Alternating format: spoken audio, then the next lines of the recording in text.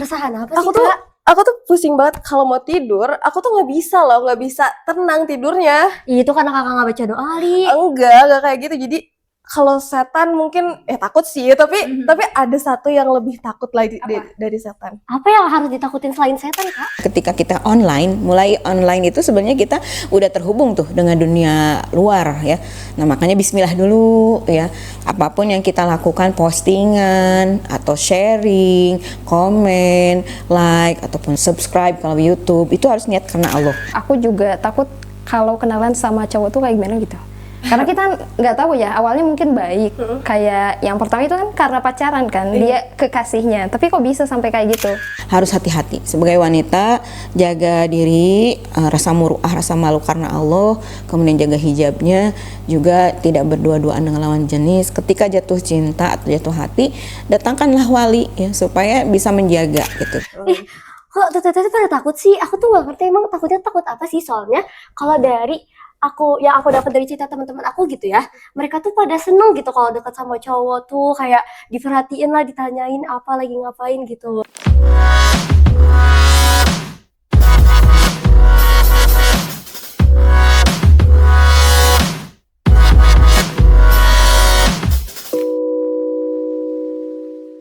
Ketemu lagi di Muslimah Masa Kini. Muslimah masa gitu sih?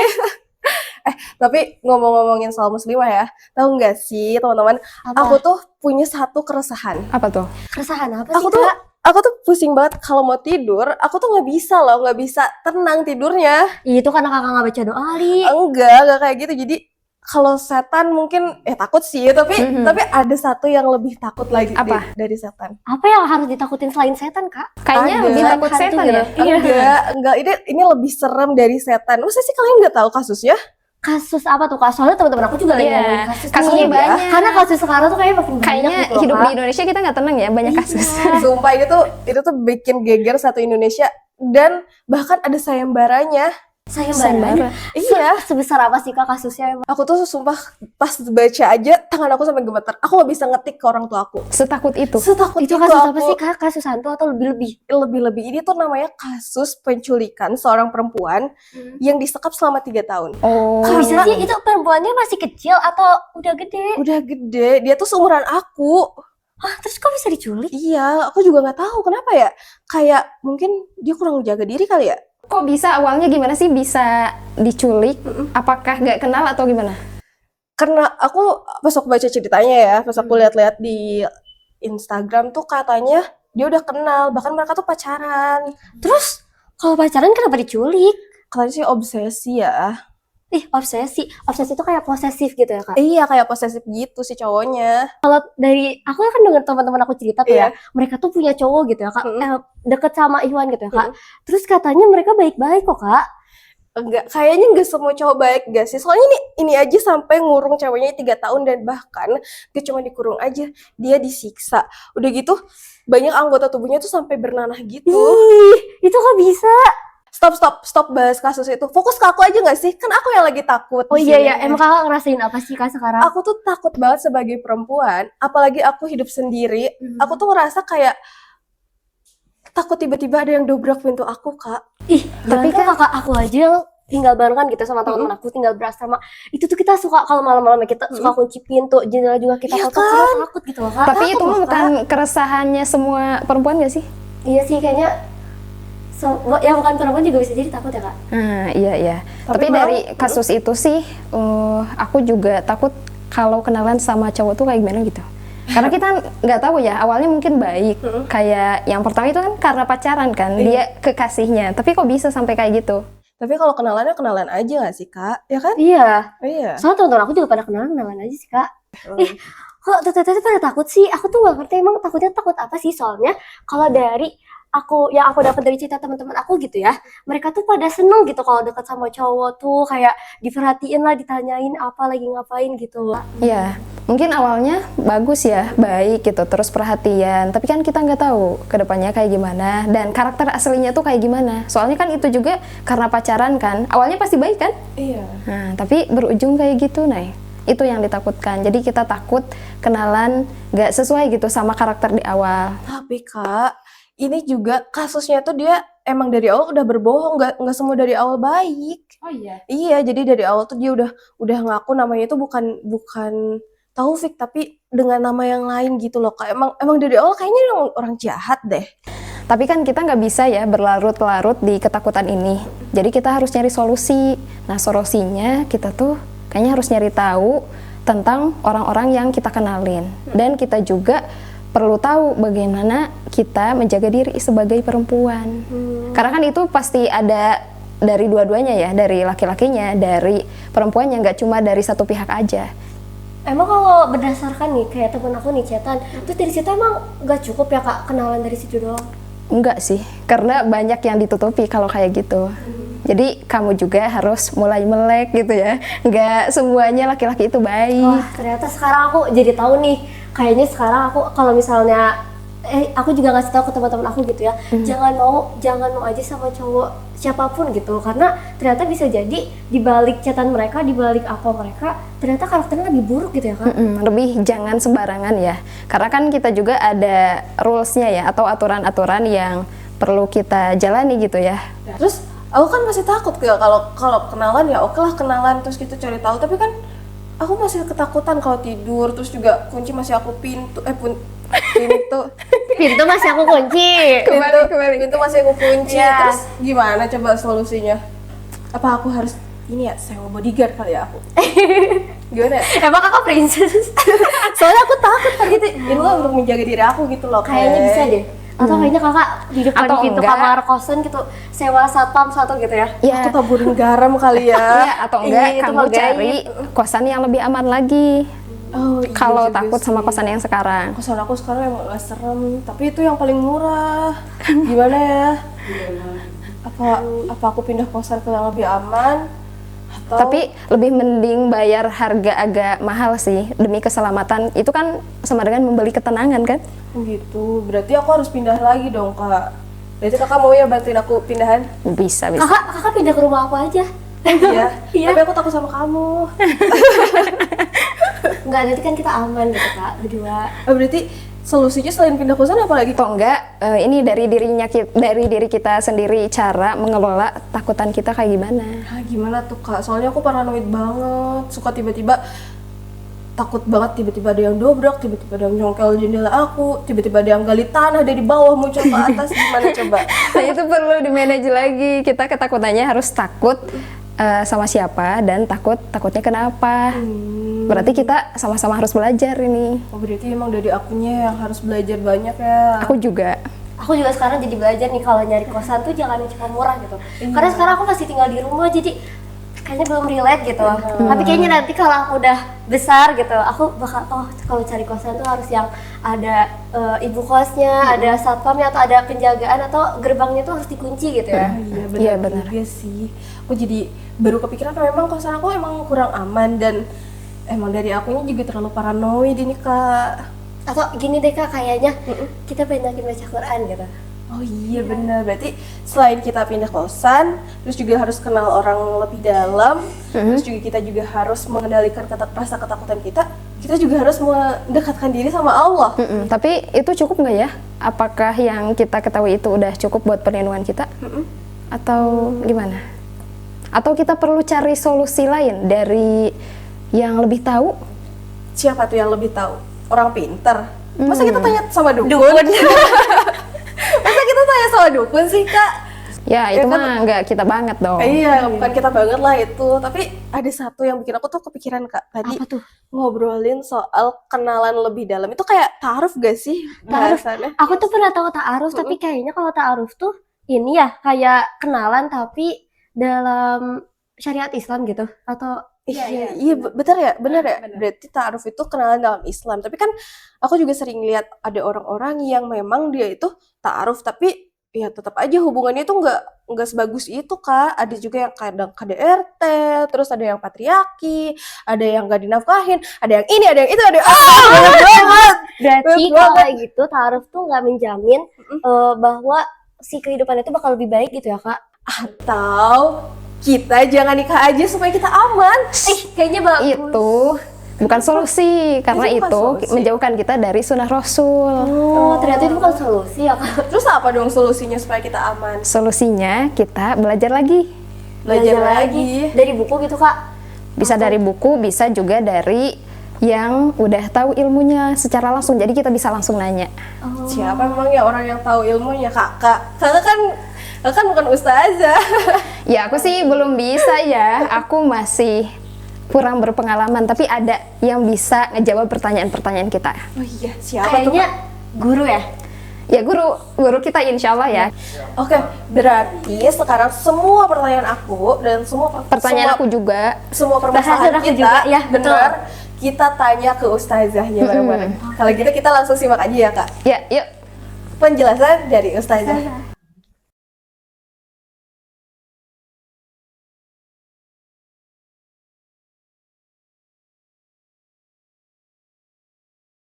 Ya, alhamdulillah kita sebagai muslimah oleh Allah Subhanahu wa taala itu diberi rambu-rambu ya. Sebenarnya muslimah itu harus aware, harus tahu bahwa dirinya itu ketika bergaul dengan lawan jenis, dia harus menjaga batas-batas. Jadi kalau yang viral itu kan terjadinya penyekapan karena ada pembiaran gitu. Mereka berkenalan jatuh cinta ataupun ya lawan jenis itu tanpa batas sampai bisa hidup bersama yang saya ikuti ya.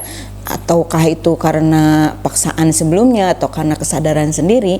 Kalau dari runutan kronologi yang saya baca, yang mudah-mudahan ini nanti bisa diperbaiki kalau memang salah, itu memang mereka kenalan secara sadar gitu.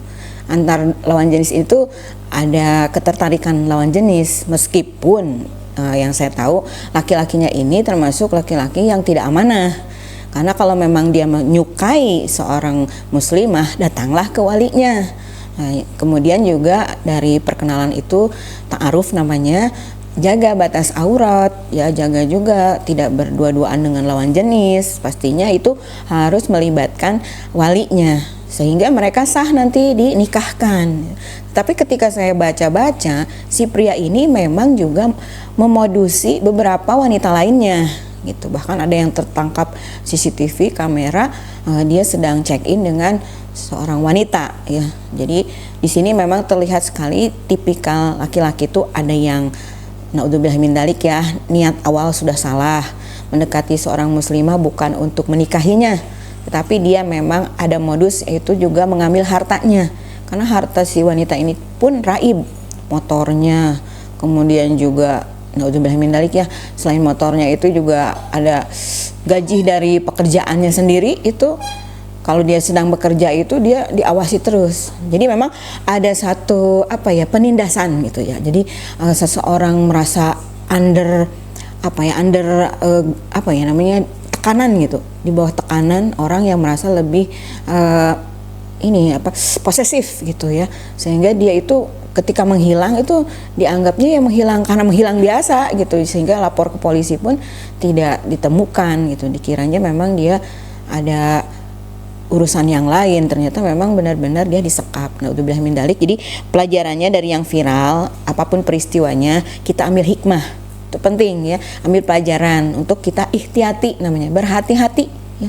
Jangan sembarang kenalan, apalagi sekarang dunia maya bisa kita kenalan dengan siapapun ya. Dilihat siapapun, kalau emang kita ternyata kenalan sama seseorang itu ya secukupnya aja. Misalkan ketemu di tempat umum ya, dia bertanya tentang Mbak mau minta tolong wifi saya tidak tersambung. Nah kita tuh bukannya seuzon ya, kenapa harus ke kita gitu ya kan, karena kan ada wifi umum gitu. Nah jadi memang harus hati-hati sebagai wanita, jaga diri, rasa muruah, rasa malu karena Allah, kemudian jaga hijabnya, juga tidak berdua-duaan dengan lawan jenis. Ketika jatuh cinta atau jatuh hati, datangkanlah wali ya, supaya bisa menjaga gitu kita ini tidak semena-mena akhirnya di using atau disekap segala macam. Udah ya sampai 3 tahun itu saya benar-benar sedih, dan akhirnya ada cacat fisik ya, itu karena memang benar-benar dia itu si prianya benar-benar tidak ada niat untuk menikahi, yang ada hanya memanfaatkan secara material dan fisik ya, tidak takut kepada Allah terutama ya. Walau alam dia sebetulnya masa kecilnya karena apa, itu juga perlu diselidiki ya oleh pihak yang berwenang, karena setidak-tidaknya itu akan memperberat hukuman ya ketika dia telah merusak gitu masa depan seorang anak wanita itu dari walinya. Mudah-mudahan Teteh bisa dikuatkan ya yang menjadi korban dan yang pelakunya juga dihukum sesuai dengan hukuman yang setimpal.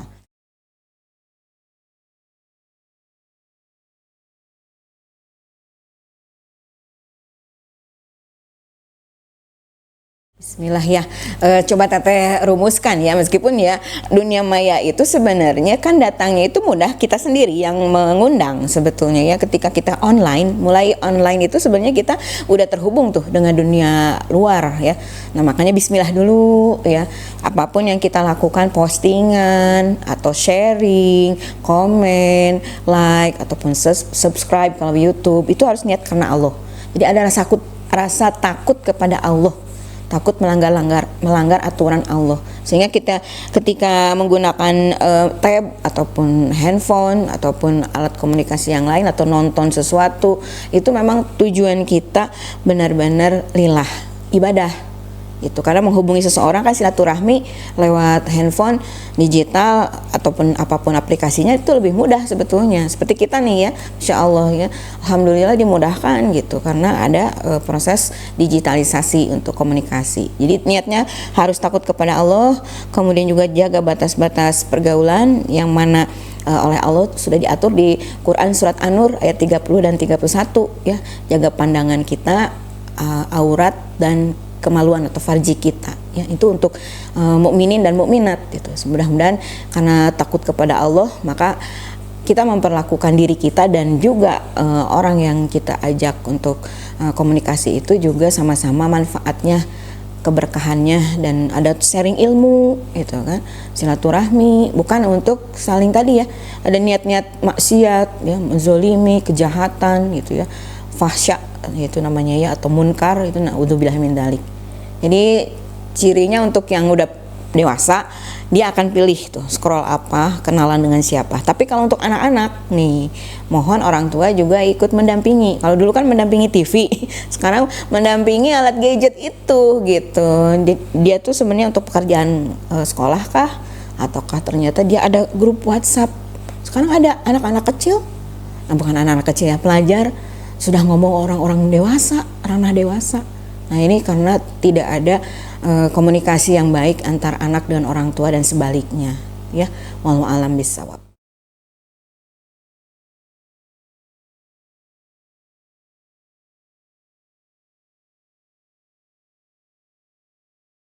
Ya sebenarnya alhamdulillah ya kalau jadi orang tua itu sebuah amanah berat.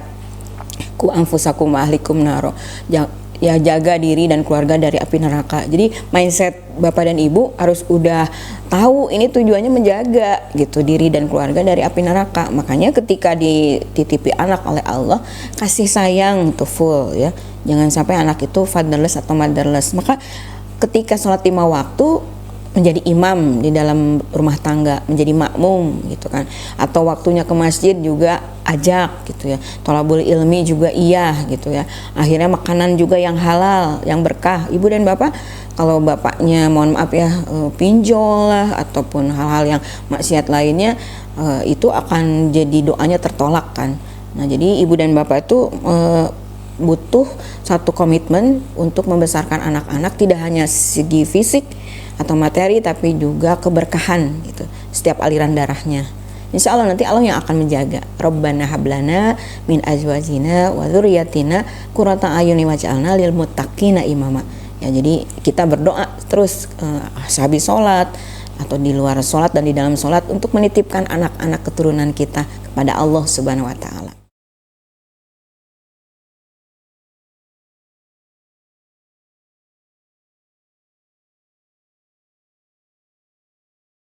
Untuk para muslimah, ya alhamdulillah di Indonesia itu nikmat sekali ya kalau beraktivitas tuh nggak ada tuh yang namanya batasan berarti gitu. Yang paling penting tuh sebenarnya kita tahu diri gitu. Sebenarnya ini ranah untuk kita udah pulang ke rumah atau belum gitu. Kalau kita terlalu lama di luar, kemaksiatan itu yang kita undang sebetulnya. Misalkan waktu udah dini hari, tengah malam gitu kan. Karena di dalam Islam juga sebetulnya kan waktu yang terbaik itu ya ikutilah begitu maghrib tuh udah sampai di rumah kalau bisa. Tapi kalau ada masalah jarak dan waktu ya paling ada mahramnya. Jadi dia tidak akan pergi dalam keadaan sendirian, membuka peluang untuk kemaksiatan. Jadi titip diri kepada Allah, bismillahi tawakkaltu, Allah la haula wala quwata illa billah. Doa dulu tuh ya kepada Allah. Insya Allah itu akan dalam penjagaan. Tapi juga usaha-usaha normally manusia itu tadi ya, mau pergi kemana, dengan siapa, ngapain aja, itu memang harus ada ring inner circle yang membuat anak itu nyaman sih, anak gadis ini, karena ayahnya juga berperan gitu, mengantar atau menjemput. Biarin aja dikatakan, ya kamu anak mama, anak papa. Ya kalau memang tempatnya kita harus diamankan anak kita tuh ya kita harus proaktif. Tidak kemudian biarin aja kan sekarang mah ada aplikasi yang umum itu. Sedangkan banyak juga yang terjadi kejadian udah minalik, ya itu 1 di antara 1000, tapi emang kejadian ternyata saking percaya dengan lawan jenis yang kita tidak kenal itu, ada pelecehan seksual yang dialami oleh anak-anak gadis gitu di luar rumah karena memakai angkutan-angkutan yang tidak ada penjagaan mahramnya ya. Walau alam bisawab. Untuk sahabat MKFM, alhamdulillah kita sebagai muslimah harus bahagia, tidak kemudian takut untuk mengadakan satu eksplorasi ya, pengetahuan ataupun hal-hal yang kita bisa lakukan untuk manfaat di dunia dan akhirat kita. Tetapi kita harus tahu batas-batasnya, karena kita juga harus menjaga kehormatan diri kita, memuliakan apa yang Allah titipkan. Itu kita harus bisa menjaga pandangan mata, aurat dan farji atau kemaluan kita masing-masing. Amin ya rabbal alamin. Wassalamualaikum warahmatullahi wabarakatuh. Oh, jadi gitu ya solusi dari Ustazah. Masya Allah, aku jadi lebih tenang kalau kayak gitu. Iya, aku juga jadi banyak belajar nih. Iya. Kalau sama ahlinya, jadi kita bisa lebih terarah lagi ya. Iya Betul. benar. Berarti sekarang kakak jangan terlalu banyak overthinking tuh. Ya.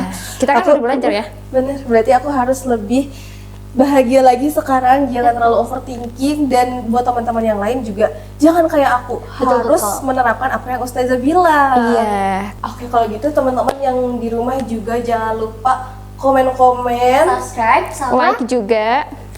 dan pantengin terus episode selanjutnya. Sampai bertemu kembali di Muslimah masa kini, bukan masa gitu. bye-bye.